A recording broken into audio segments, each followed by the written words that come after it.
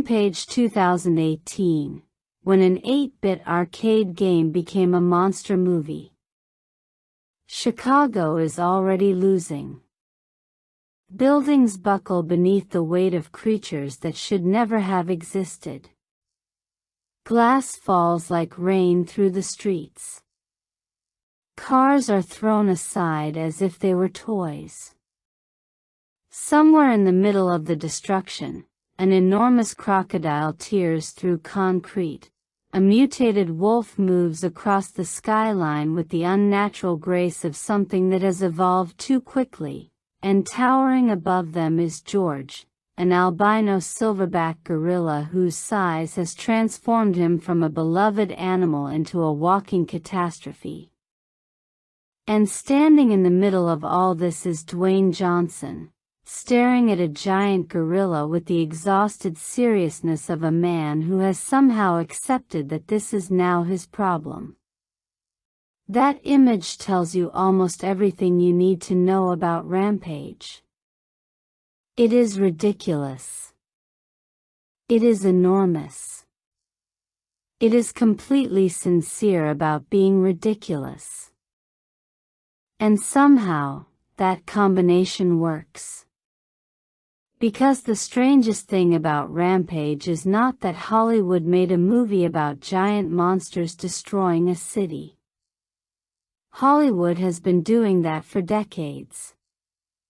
The strange part is where the idea came from.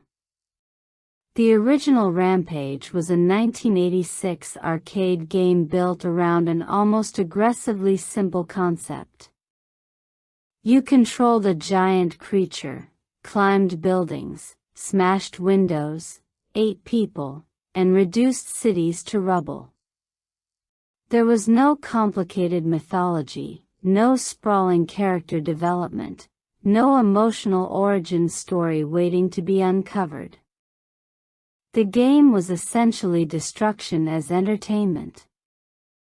It was the purest possible expression of the arcade philosophy: put in a quarter, grab the controls, and destroy as much as you can before the game destroys you. More than 3 decades later, that tiny idea became a $120 million Hollywood production featuring one of the world's biggest action stars, hundreds of digital artists, enormous creature simulations, military hardware, collapsing skyscrapers, genetic engineering, and a story about grief, loyalty, and the bond between a man and a gorilla. On paper, it sounds like exactly the kind of project that should collapse under its own absurdity. Instead, Rampage understands something that many video game adaptations spend years trying to learn. Sometimes the smartest way to adapt a game is not to pretend the source material was more complicated than it actually was. The film takes the basic fantasy of the arcade cabinet and asks a simple question. What if these creatures were real? What would happen if the monsters were not pixels moving across a screen, but living animals whose bodies obeyed the laws of mass, gravity, muscle, bone, and momentum? What would it feel like to stand at street level when a gorilla the size of a skyscraper turns around? What happens when an animal that normally weighs hundreds of pounds suddenly becomes large enough to crush a building simply by leaning against it? Rampage turns the mechanical fantasy of the game into physical spectacle, and that is where weighted digital becomes crucial. The creatures do not merely look large. They are made to feel large. George's movements carry weight. Ralph's body stretches and folds around his mutated anatomy. Lizzie moves with the slow, terrifying inevitability of something that does not need to hurry because almost nothing in its environment can stop it. When these animals interact with Chicago, the city stops functioning as background scenery and becomes part of the action. Concrete fractures. Steel bends. Windows explode outward. Dust fills the air. The destruction has texture. The monsters do not simply attack the city, their bodies physically negotiate with it. And then there is Dwayne Johnson. By 2018, Johnson had become something more than an action star. He was practically a cinematic operating system. Put him into a giant spectacle and audiences immediately understand the contract. He will be confident, funny, physically imposing, emotionally accessible, and just self-aware enough to make the ridiculous feel comfortable. That makes him uniquely suited to Rampage because the movie needs someone capable of standing beside an enormous gorilla without making the audience question the premise every 5 seconds. Johnson does not fight the absurdity. He accepts it. That acceptance becomes the film's secret weapon. Rampage does not ask us to believe that giant genetically altered animals are scientifically plausible. It asks us to believe that Davis Okoye loves George. That part needs to feel real. Everything else can be ridiculous because the emotional center gives the spectacle something to orbit around. And that is the journey this film invites us to take. Beneath the Explosions is a story about an arcade property being rebuilt as a creature feature. Beneath the creature feature is a study in visual effects and animal behavior. Beneath the visual effects is an old Hollywood fascination with monsters, cities, and destruction. And beneath all of it is a surprisingly simple emotional idea. If something you love becomes dangerous, do you destroy it, or do you try to save it? That question matters because Rampage arrives from a strange period in Hollywood history. The 2010s were packed with attempts to turn games into movies. And for years the phrase video game adaptation carried an almost automatic warning label. Too many projects had been trapped between two audiences. They were not faithful enough for players and not coherent enough for everyone else. Rampage finds a different solution. It does not build its identity around explaining the game. It builds its identity around delivering the feeling the game was designed to create. You are here to see monsters destroy things. So the movie gives you monsters destroying things. But it also understands that destruction becomes more satisfying when the audience cares about what is being destroyed, who is doing the destroying, and why. George is not simply a monster. He is Davis's closest friend. Ralph is not simply an enemy. He is another victim of the same genetic experiment that changed George. Lizzie is not an evil creature with a master plan. She is an animal transformed into a biological weapon by people who believed they could control nature. That distinction quietly changes the emotional shape of the movie. The monsters are dangerous, but they are not truly villains. The real villains are the people who created them. That idea begins with the original arcade game, which was almost entirely unconcerned with morality. In the cabinet, destruction was the point. Buildings were targets because buildings were there. The movie, however, needs a reason for the monsters to exist.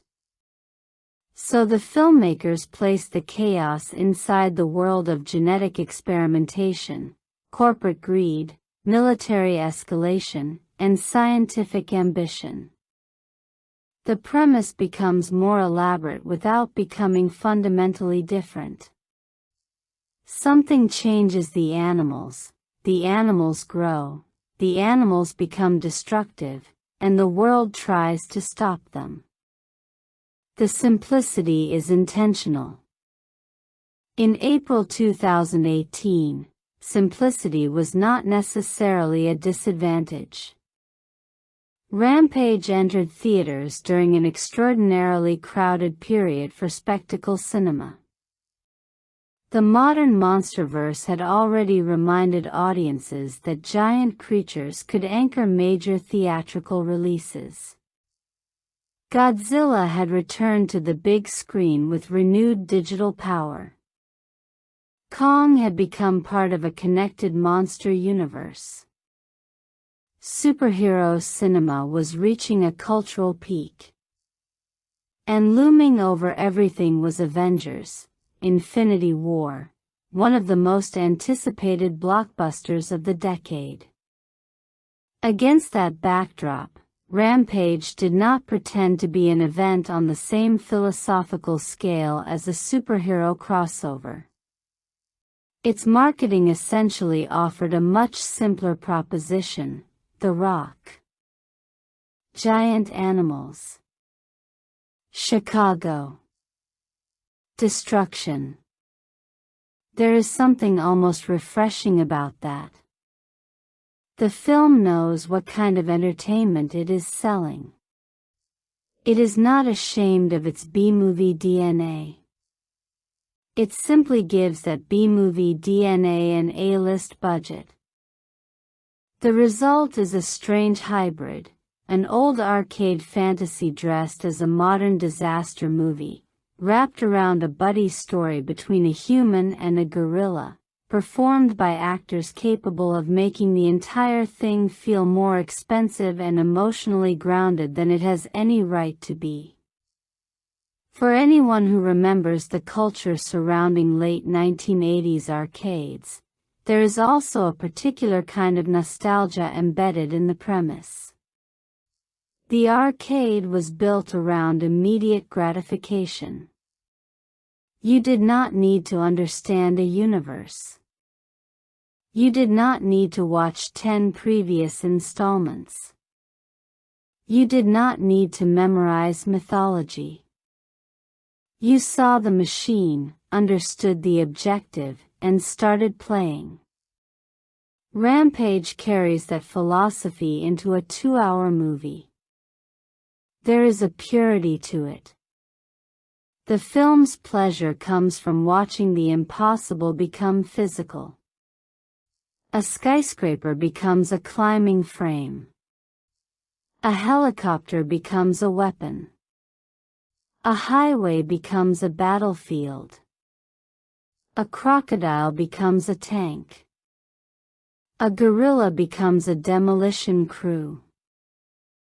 The environment is constantly being reinterpreted according to the needs of creatures that were never supposed to inhabit it.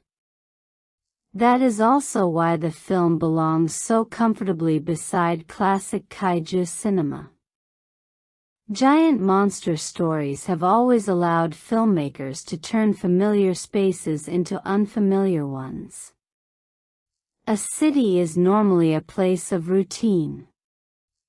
Streets have rules. Buildings have purposes. Traffic moves in patterns.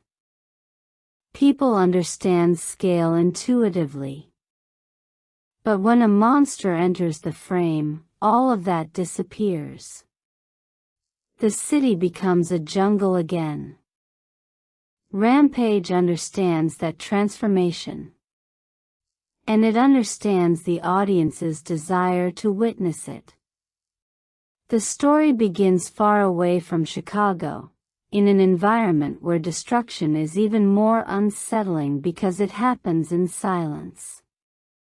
High above the Earth, the Athena space station is conducting genetic research when something goes catastrophically wrong. The opening sequence immediately establishes the film's central scientific danger. This is not a simple accident involving one strange creature. Something has been designed, manipulated, and released. The station's sterile environment creates a useful contrast with everything that follows. White corridors, metallic surfaces, controlled laboratories, technology everywhere. The kind of place where humanity believes every variable can be measured. Then the experiment escapes control, and the illusion of control disappears almost instantly. That is the first important visual idea of Rampage. The film repeatedly moves between spaces where humans believe they are in charge and spaces where nature reminds them that they are not. The pathogen connected to Energyne is not presented as some mystical curse. It is the product of scientific ambition. Genetic engineering has been pushed beyond safe limits because the people controlling it are interested in power and profit. The consequences are biological, but the cause is human. On Earth, Davis Okoye represents almost the opposite philosophy. He works with animals because he understands them better than people. That line could easily have become a standard action hero joke, but the film gives it emotional weight through his relationship with George. Davis is a primatologist and former Special Forces operator, but the military identity is not what defines him. His real strength is communication.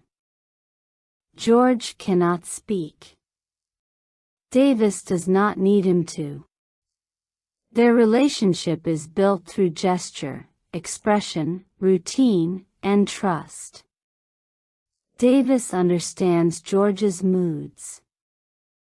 George understands Davis's intentions.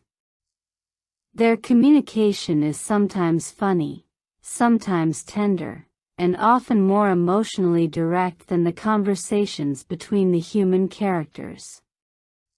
When Davis jokes with George through sign language, the humor is not simply there to make the audience laugh. It establishes intimacy. We understand that these two have a history that cannot be summarized through exposition. George is family. That matters because the mutation changes more than George's body. It attacks the very foundation of the relationship. Overnight, the animal Davis trusts becomes unpredictable. George grows dramatically. His behavior changes, and the creature who once understood the rules of their relationship begins reacting to the world through fear and aggression. The scene involving George and the grizzly bear enclosure is effective because it transforms physical growth into emotional horror. The problem is not simply that George has become enormous. The problem is that Davis is watching someone he loves become unfamiliar. That is the central tragedy hidden inside the monster premise. Davis does not initially see George as a threat to be eliminated. He sees him as a patient to be understood. Then Dr. Kate Caldwell enters the story, bringing the scientific explanation that Davis needs. Kate's presence gives the chaos a human origin. Her knowledge of genetic research exposes the extent of Energyne's experiments and reveals that the mutations are not random. The animals have been altered according to a deliberate process designed to enhance specific biological traits. This is where Rampage begins translating arcade logic into cinematic logic. In a game, the monsters simply have powers because powers are fun. In the film, those powers need a mechanism. George becomes stronger and larger. Ralph develops unusual physical adaptations, including gliding membranes and quills. Lizzie becomes an armored aquatic predator of impossible size. The explanation is fictional, but the underlying design principle is consistent. Each creature is exaggerated from something that already exists in nature. That makes the monsters recognizable before they become impossible. George is still a gorilla. Ralph is still a wolf. Lizzie is still a crocodile. The mutations do not erase their identities. They exaggerate them.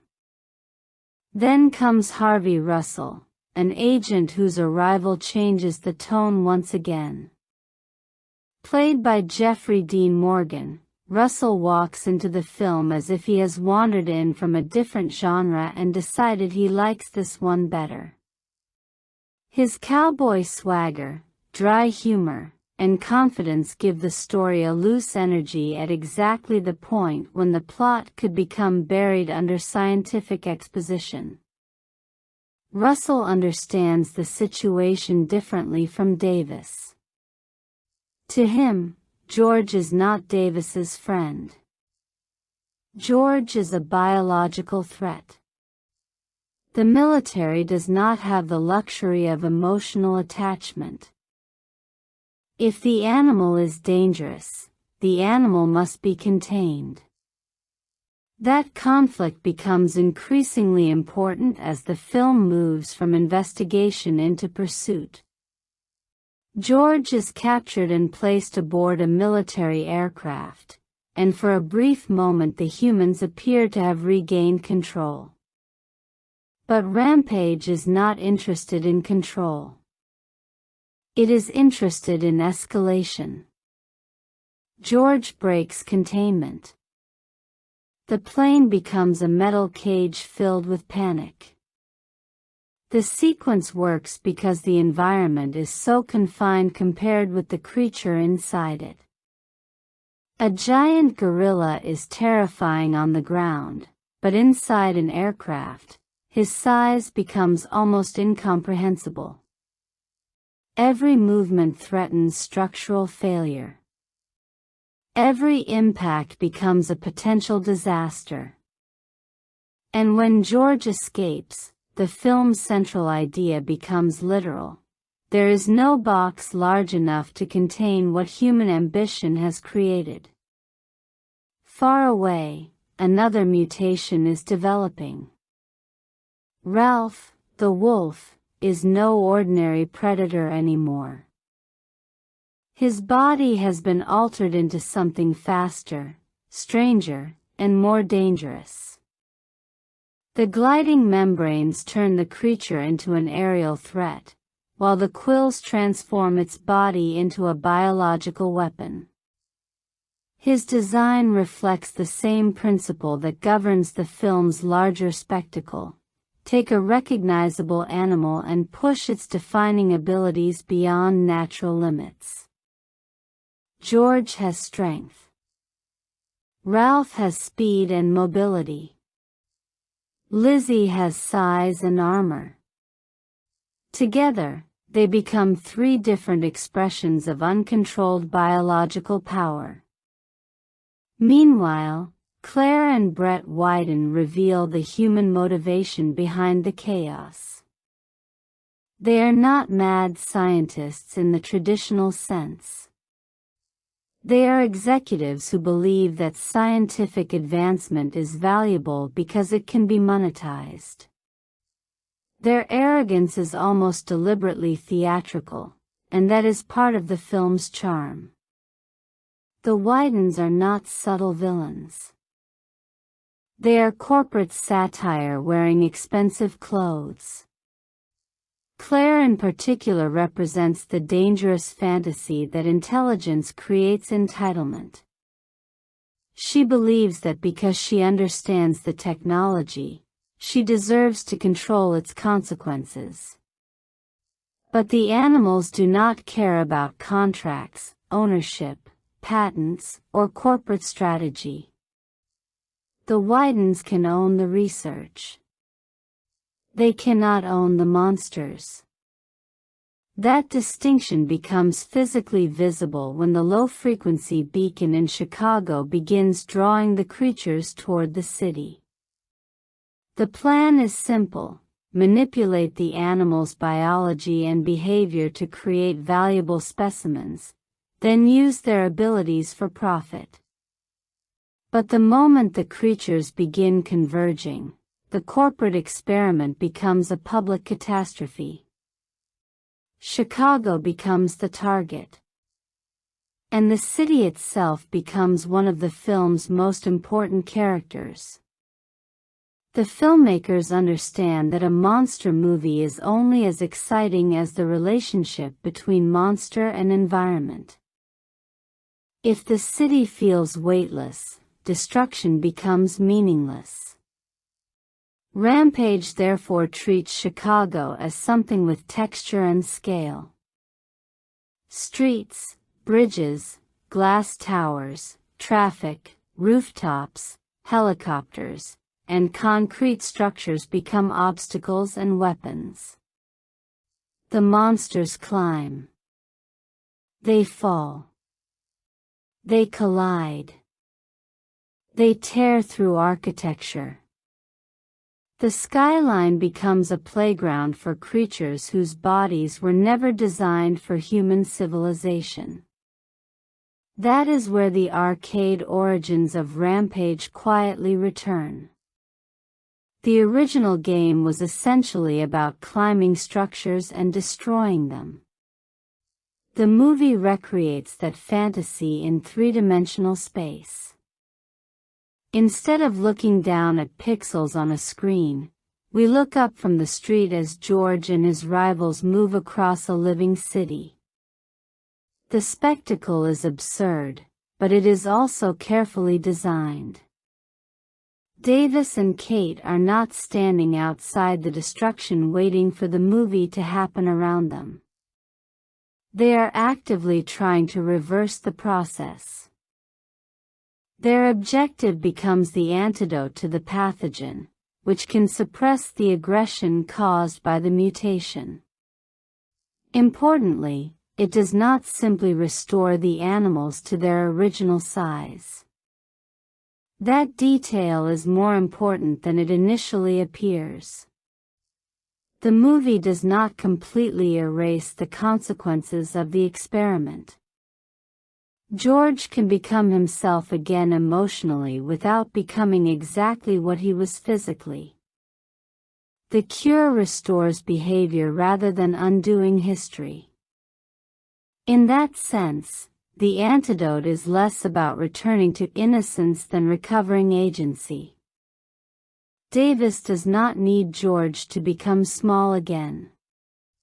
He needs George to become George again. That emotional distinction gives the climax its foundation. As Davis and Kate infiltrate Energine headquarters, the film moves into classic blockbuster mechanics: helicopters, corporate towers, security forces, laboratories, collapsing structures. But underneath the mechanics is the same basic conflict that has been present since the opening. Humans believe they can control nature. Nature keeps proving them wrong. When the Willis Tower becomes the center of the confrontation, the architecture takes on symbolic importance. A building created to represent human achievement becomes a vertical battlefield for animals whose existence is the product of human experimentation.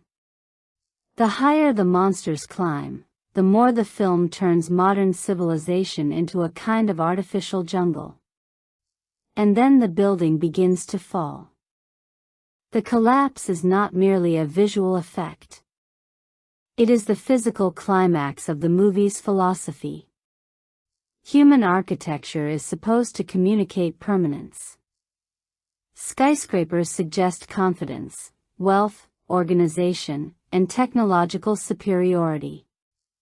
But when creatures become large enough, those symbols become fragile.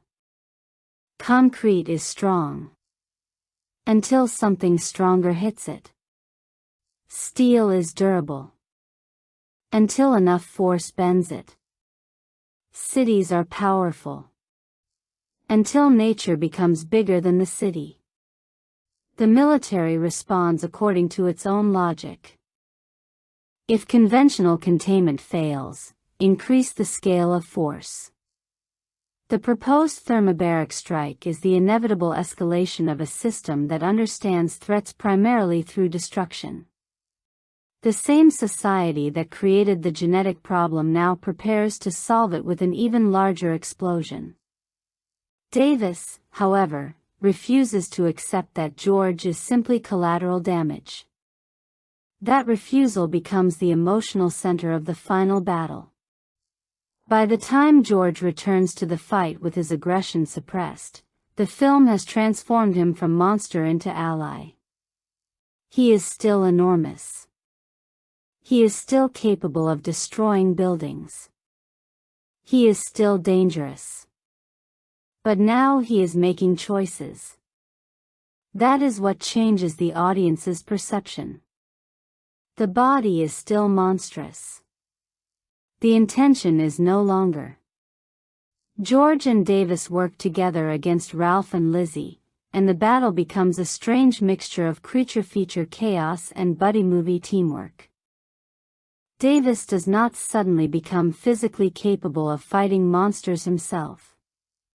His contribution is understanding George, directing him, trusting him, and recognizing what the animal can do. George provides the physical power. Davis provides the relationship. The two abilities complete each other. That is why the final battle works better than it might on paper. If the climax were simply four giant creatures hitting one another, it would eventually become visual noise. But because George's emotional connection to Davis has already been established, every moment in which the gorilla chooses to help becomes meaningful. The environment also becomes part of the choreography. Rebar, aircraft weaponry, collapsing structures, and pieces of the city itself become tools. The kills are designed with the gleeful creativity of an arcade player discovering new ways to destroy an enemy. And that is exactly what Rampage is ultimately doing. It is turning game mechanics into cinematic grammar. In the arcade, the pleasure comes from discovering what your creature can do to the environment. In the movie, the audience watches the same principle unfold through choreography, visual effects, and editing. The monsters are not simply fighting each other. They are interacting with the city. When Ralph falls, when Lizzie is finally defeated, and when George survives long enough for the military strike to be called off, the film has completed its emotional circle. The monster who seemed destined to die is allowed to live. That decision matters. Traditional monster movies often end with the creature destroyed because the creature represents the threat. Rampage complicates that formula by distinguishing between monstrosity and evil. George is monstrous in appearance, but he is not morally evil. His violence is the consequence of manipulation. Saving George therefore becomes a rejection of the idea that the only solution to dangerous nature is extermination. And then comes the fake out. For a moment, George appears to be dead. The emotional response works because the film has spent the entire runtime teaching us to see him as more than a visual effect. He is not just the biggest thing on screen. He is the character whose relationship with Davis gives the destruction meaning. The relief that follows is almost inevitable. George survives. Chicago can begin rebuilding. And the world of Rampage returns to something resembling normality, except normality is now permanently defined by the knowledge that giant genetically altered animals can exist. That is the movie's emotional trick. It gives us a gigantic spectacle, but it asks us to care about something small, a friendship. Davis Okoye is therefore more interesting than the standard action hero he initially appears to be. His military background could have made him another invincible blockbuster protagonist, but the film instead uses it to explain why he is so pragmatic. He knows how quickly a situation can become dangerous. He understands containment, threat assessment, and survival. Yet his defining instinct is not aggression. It is protection. That difference matters. Davis is not trying to prove that he is the strongest man in the room. He is trying to keep George alive. This is where Dwayne Johnson's persona becomes particularly useful. Johnson is naturally convincing as a physically dominant hero, but he is also unusually effective when the emotional tone becomes gentle. Davis's interactions with George rely less on speeches than on patience. He listens. He watches. He responds. His relationship with George also allows the film to create a form of masculinity that is not based entirely on violence. Davis can fight when necessary, but his most important skill is empathy. The movie's central hero is therefore not the man who can punch the hardest. It is the man who understands the creature everyone else wants to kill. That is a subtle but important distinction. It also explains why Davis's character works better when he is not trying to dominate every scene. The film lets George carry some of the emotional burden. Johnson's performance is deliberately accessible. He does not overplay the seriousness of the situation. He gives the audience a familiar emotional anchor while allowing the digital creature beside him to become increasingly expressive. George's expressions are crucial here. The visual effects team had to create an animal that was enormous but still readable as emotionally alive. That requires a delicate balance. Too much human expression and George stops feeling like a gorilla. Too little and the audience cannot read his intentions. The solution lies in small details: eye movement, facial tension, posture, head position, breathing, timing. A giant creature does not need to speak to communicate. In fact, the absence of dialogue makes the performance more dependent on physical behavior. That is why the work of Jason Liles, supported by movement coach Terry Notary, matters so much to the film's creature design. The performance begins with understanding how a gorilla actually moves. Weight distribution matters. Shoulder movement matters. The relationship between arms and torso matters. Even a gesture that looks simple on screen becomes complicated when performed by a digital creature weighing several tons. George needs to feel like an animal first. Only then can he feel like a character. Weighted Digital's work is particularly effective because the filmmakers resist making the creatures look like generic monsters.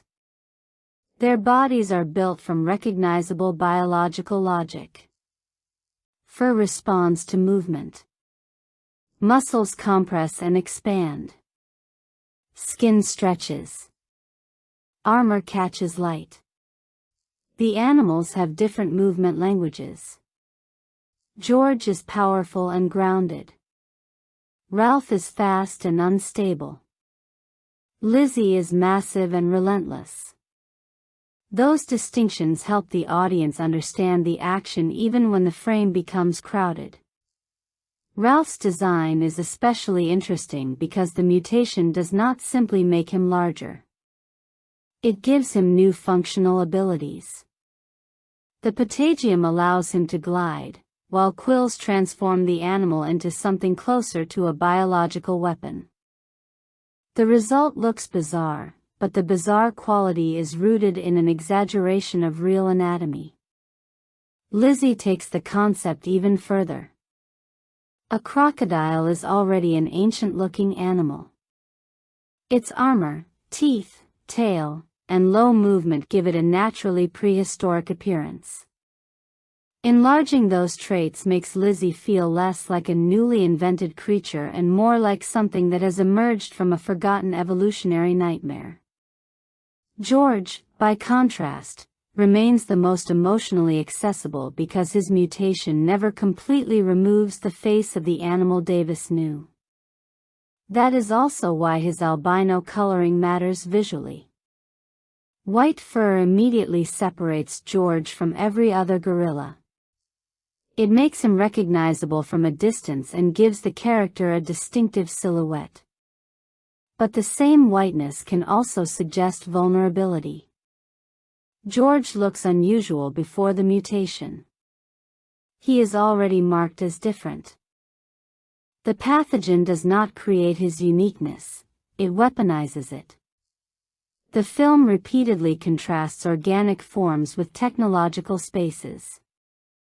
George's fur and skin belong to the natural world. Energine's laboratories are clean, metallic, and clinical. The contrast becomes even sharper as the story progresses and the animals enter the city. Nature invades the architecture. The jungle enters the skyscraper. And the skyscraper becomes the jungle. Chicago's vertical structures provide climbing surfaces, hiding places, collision points, and vantage positions. The city is no longer designed for humans alone. Its architecture has been repurposed by creatures that operate according to completely different physical rules. This is one of the reasons Rampage feels connected to King Kong and Godzilla even when its tone is much lighter. The classic monster movie has always been fascinated by the moment when a creature larger than human expectations enters a human environment. The fear comes from scale. The fascination comes from seeing something familiar become inadequate. Rampage simply turns that fear into entertainment. The film's color palette reinforces the contrast. Natural environments tend toward earthy greens and warmer tones, while Energine spaces are colder and more clinical. Once Chicago becomes the battlefield, fiery orange explosions begin dominating the frame. The visual world effectively moves from nature to science to destruction. The monsters exist at the intersection of all three. They are natural animals. They are scientific experiments. And they become instruments of destruction. That contradiction is at the heart of the film's thematic structure. Rampage is not a sophisticated critique of biotechnology, but it does understand the basic anxiety surrounding technology that develops faster than our ability to control it. The film uses fictional genetic manipulation to dramatize a very real question. Just because humans can alter something, does that mean they understand the consequences? The Whedons answer yes. The story answers no. Their mistake is not simply scientific. It is ethical. They treat living creatures as assets. George, Ralph, and Lizzie are valuable because of what they can do, not because they are living beings. Once their value becomes financial, their suffering becomes secondary. That is why the destruction of corporate property feels almost poetic. Energine creates the monsters. The monsters destroy the city.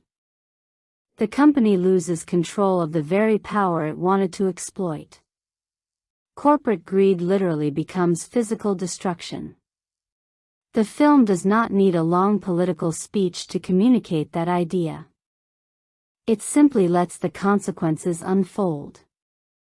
The Widens also represent a very recognizable form of blockbuster villainy.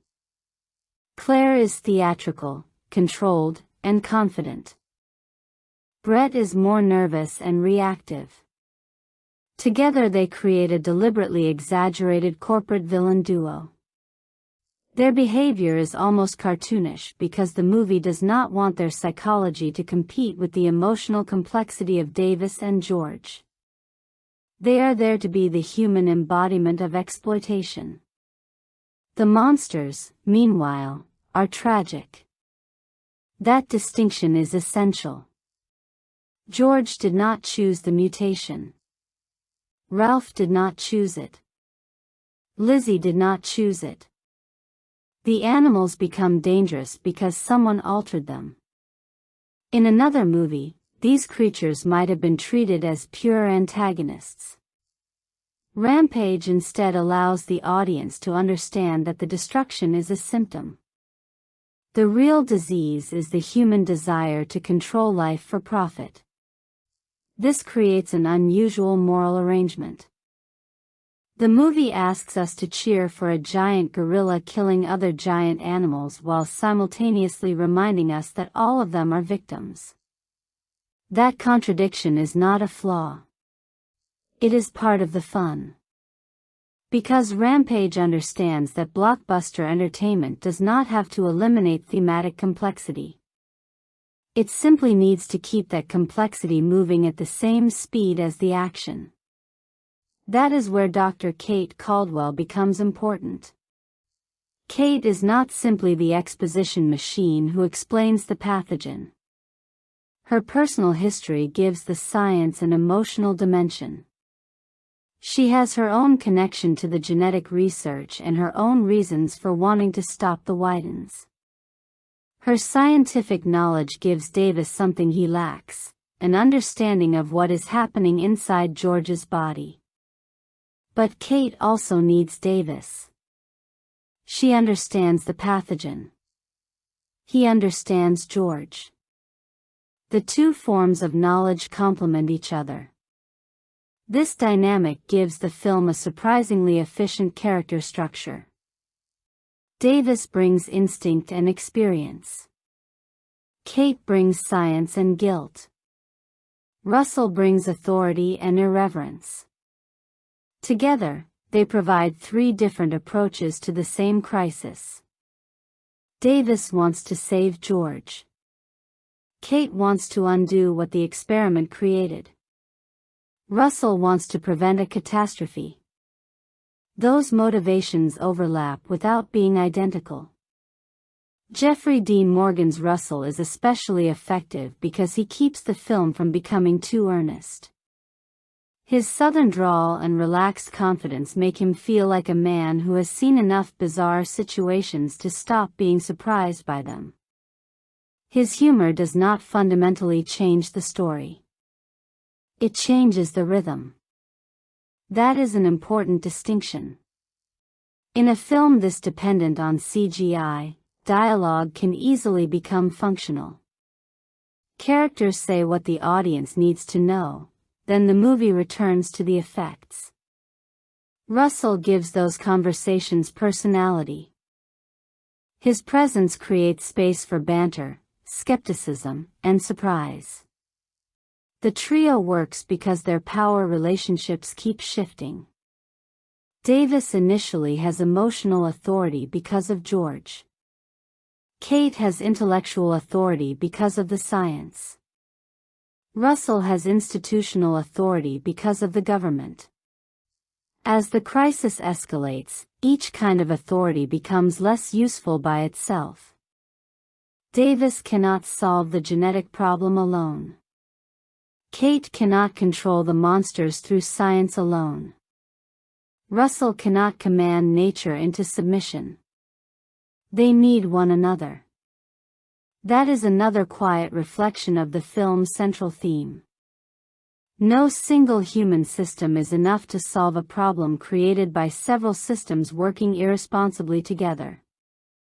The movie also uses humor as a form of emotional release. Rampage contains moments of violence, fear, and large-scale destruction, but it rarely allows the audience to remain in discomfort for too long.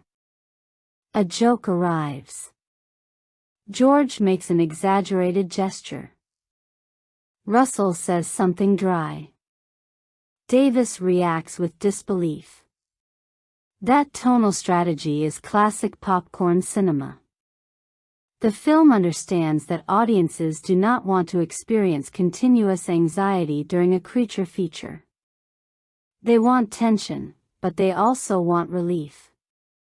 The laughter gives the spectacle oxygen. Sometimes that produces tonal whiplash.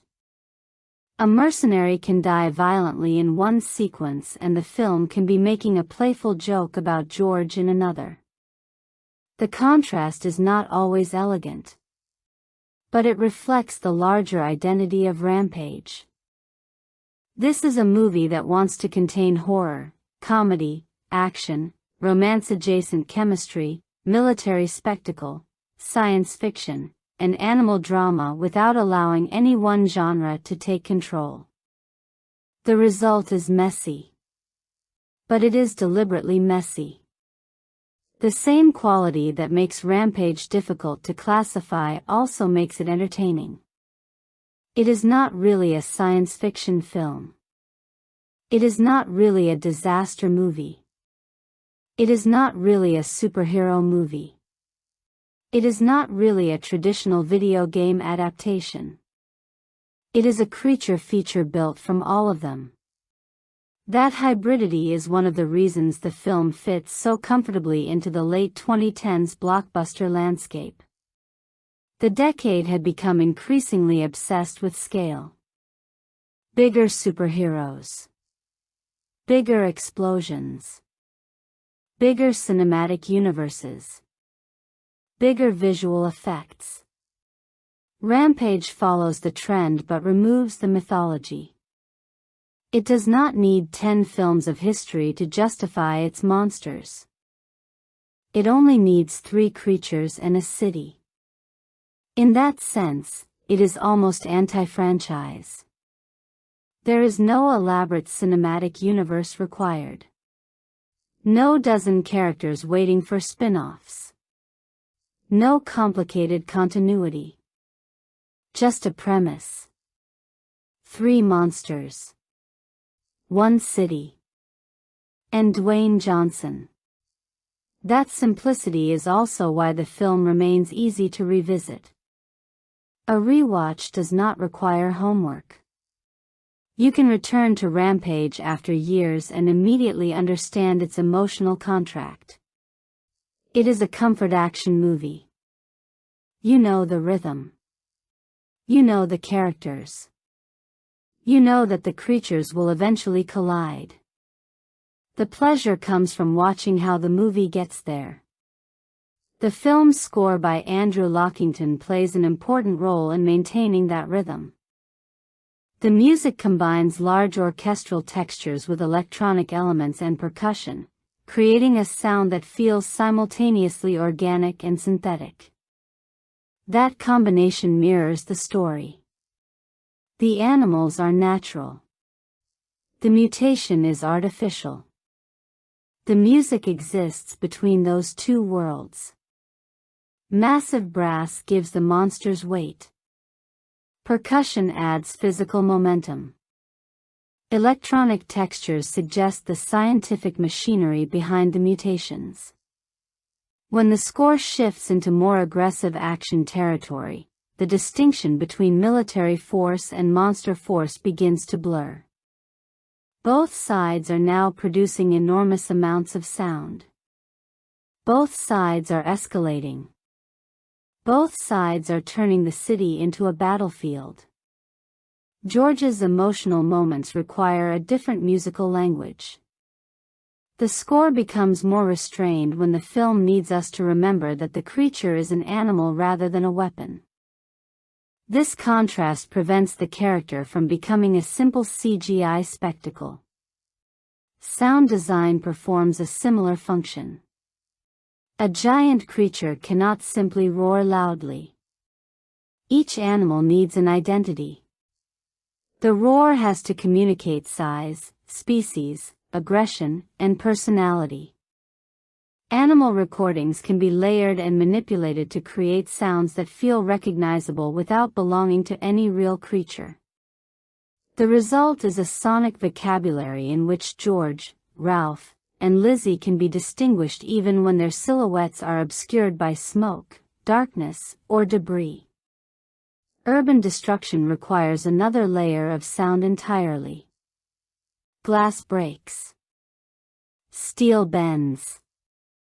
Concrete cracks. Aircraft engines scream. Helicopters spin through the air. Buildings collapse with a deep, low-frequency force that makes the city itself seem alive. The best sound design in a destruction movie is not merely loud. It gives different materials different voices. That helps sell the illusion of mass. When George lands, the sound tells us his weight before the visual effect fully registers it. When a building begins to collapse, the sound expands the event beyond the frame.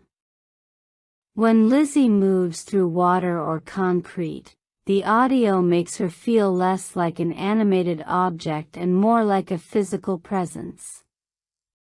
Music and sound therefore become part of the same illusion as the visual effects.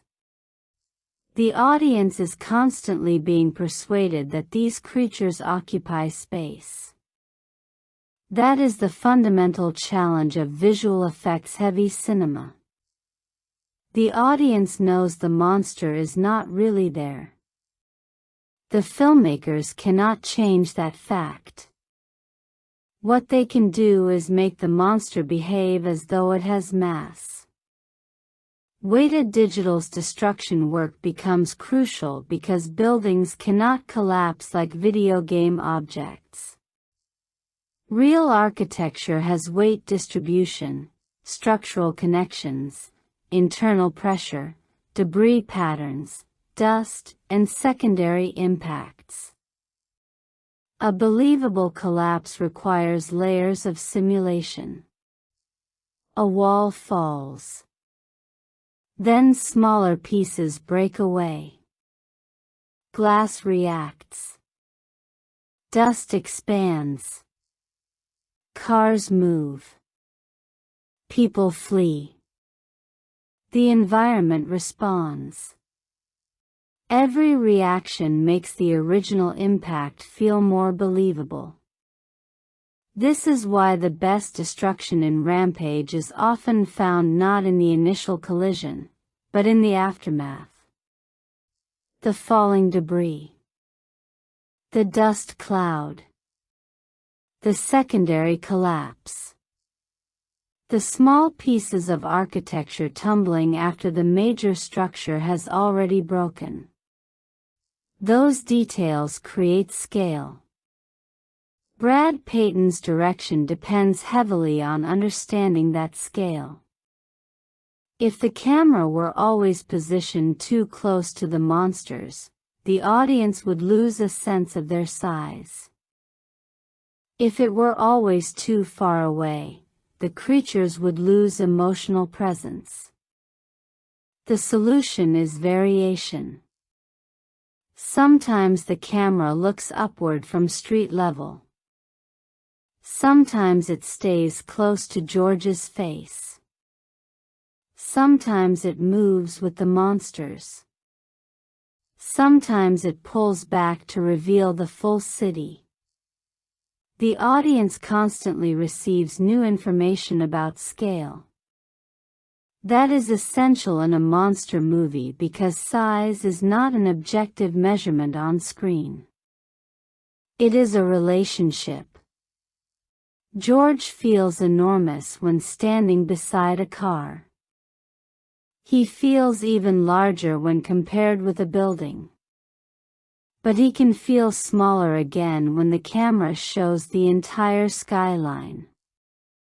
The filmmakers manipulate those relationships to control our perception. The pacing also follows a clear escalation. The movie begins with scientific horror, moves into animal transformation, expands into military containment, and eventually becomes full-scale urban warfare. The stakes do not simply increase numerically. They increase geographically.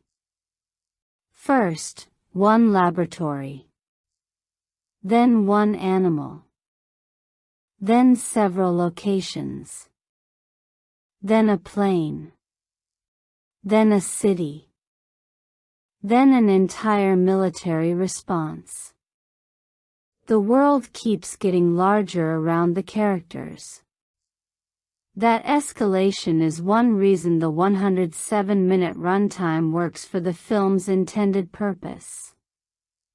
Rampage rarely sits still long enough for its premise to become complicated. It introduces an idea, demonstrates it, and moves forward. That momentum can be criticized as formulaic, but formula is not automatically failure. In popcorn cinema, formula can be architecture. The audience knows the building will eventually collapse. The question is how. The audience knows the monsters will fight. The question is where. The audience knows Davis will try to save George. The question is what saving him will cost. Rampage's greatest strength is therefore not originality. It is execution. Critics who approached the movie looking for sophisticated science fiction understandably found the story thin. The plot is straightforward. Some secondary characters are underused. The military responses often rely on familiar blockbuster cliches. The villains are broad. The dialogue sometimes announces exactly what the audience already understands. But audiences were often judging the movie on a different axis. Does it deliver? Does the action feel large? Does Dwayne Johnson carry the movie? Do the creatures look convincing? Is George likable? Does the final battle provide the spectacle promised by the trailer? For many viewers, the answer was yes. That explains the divide between critical reception and audience enthusiasm. Rampage was never trying to be the smartest monster movie of its generation. It was trying to be a very good version of a very old kind of movie. The B-movie. The difference was budget. A B-movie premise had been given the resources of a modern studio tentpole. That is why the film's financial performance matters. With a production budget around $120 million and a worldwide gross of roughly $428 million, Rampage demonstrated that a relatively simple creature concept could travel internationally when packaged with recognizable star power and high-end effects. Domestic revenue was only part of the equation. The international market was crucial, and the film performed particularly strongly overseas.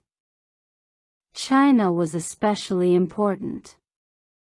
The movie's global success reinforced something Hollywood had increasingly understood during the 2010s: spectacle travels.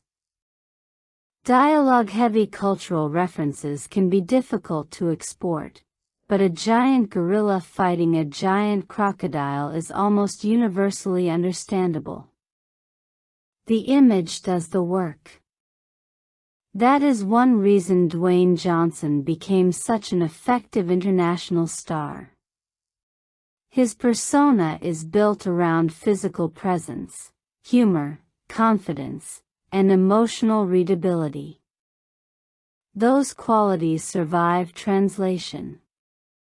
You do not need to understand every line to understand why the man standing beside the gorilla cares about it. You do not need detailed knowledge of American culture to understand that a skyscraper is collapsing. You do not need to know the original arcade game to understand that watching three giant animals fight is fun. Rampage is therefore almost perfectly engineered for global blockbuster consumption. Its immediate reception reflected that. The film opened at number 1 domestically with roughly $35.7 million, a respectable debut for a movie competing against an enormous cultural event on the horizon. International markets then expanded the film's reach, with worldwide earnings eventually reaching around $428 million. Those numbers do not make Rampage a revolutionary cinematic achievement. They make it something perhaps more interesting. A commercially successful example of disciplined entertainment. The film understood its audience. It understood its star. It understood its source material. And it understood that the spectacle had to justify the ticket. Its influence on the broader video game movie conversation is more complicated. It would be too simplistic to say that Rampage single-handedly broke the video game movie curse. Other projects contributed to the shift, including Tomb Raider and later films such as Sonic the Hedgehog and Uncharted. But Rampage belongs to an important transition period in which studios began realizing that game adaptations did not necessarily need to reproduce gameplay literally. They needed to reproduce appeal. That distinction is crucial. A game can be fun because the player controls the action. A movie cannot provide the same control. So the adaptation must find another source of pleasure. Rampage finds it in spectacle. The original game is about destruction. The movie makes the audience a spectator to destruction.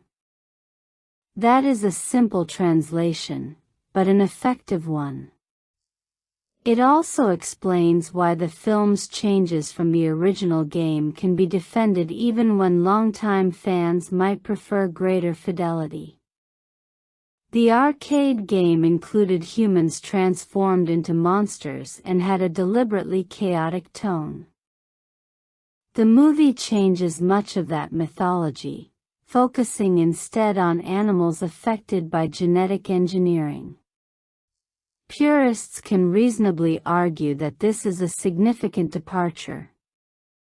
But the filmmakers were not trying to reproduce the cabinet. They were trying to capture its fantasy. And the fantasy was never really about lore. It was about giant creatures destroying cities. In that sense, Rampage is arguably more faithful to the emotional experience of the game than a more complicated adaptation might have been. It understands the difference between fidelity and imitation. That becomes especially clear when considering the movie's relationship to the wider monster genre. Godzilla represents ancient destructive power.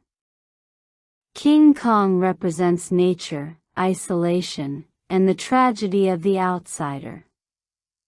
Rampage takes pieces of both traditions but makes them lighter and more accessible. George carries some of Kong's emotional identity, while Lizzie and Ralph provide the destructive energy associated with classic kaiju. But instead of treating the monsters as symbols of existential terror, the movie treats them as characters in an action comedy. That choice makes the film less profound.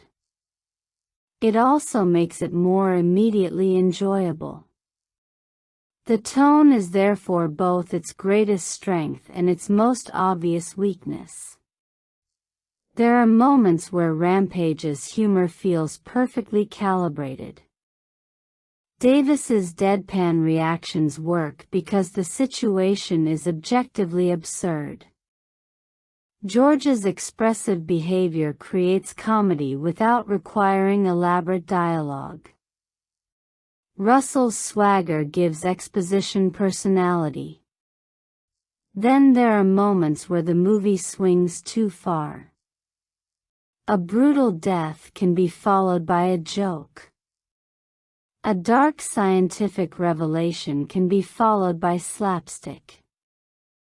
A military attack can coexist with a playful animal gag. The tonal transitions are not always smooth. But the inconsistency is part of the film's identity. Rampage is constantly refusing to become too serious about itself. That self-awareness protects it from the worst version of the video game adaptation curse. The movie knows the premise is silly. The audience knows the premise is silly. Dwayne Johnson knows the premise is silly. So nobody wastes time pretending otherwise. That is perhaps the most important creative decision in the entire production. The filmmakers do not apologize for the concept. They commit to it. That commitment also extends to the villains. Claire and Brett Wyden are not complex corporate psychopaths. They are caricatures. Their dialogue sometimes sounds like it was designed to be quoted ironically. Their motivations are simple. Profit. Control. Power. But simplicity works here because the monsters themselves are complicated enough.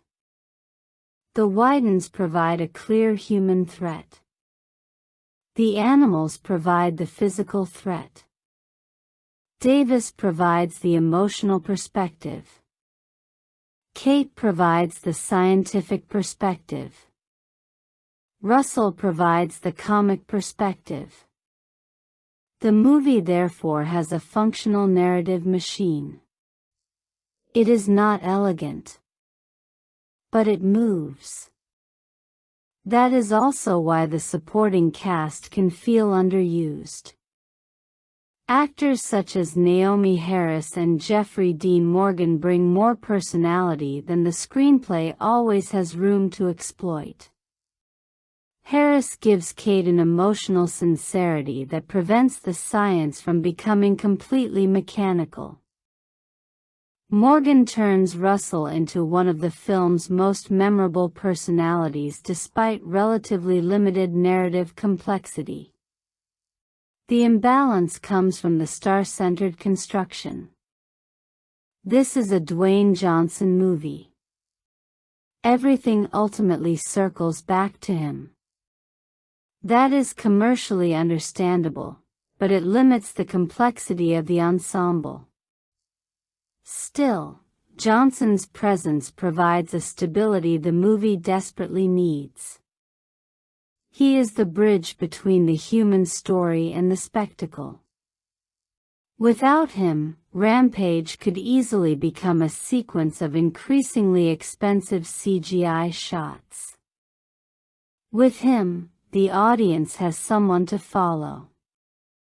That is the true function of the blockbuster star. Not simply to appear on screen.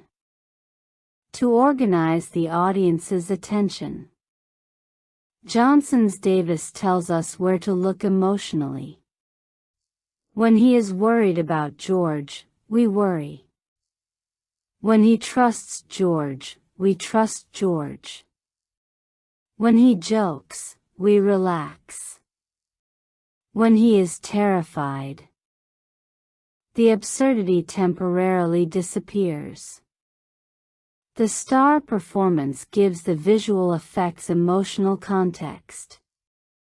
This is why the film's climactic fake-out works. George appears to die. Davis reacts. And because we understand their relationship, the moment lands. It does not matter that the audience suspects the movie will not permanently kill the giant gorilla. The emotional response can still be genuine. Cinema often works through anticipation rather than surprise. We know the monster may survive. We still care about whether it does.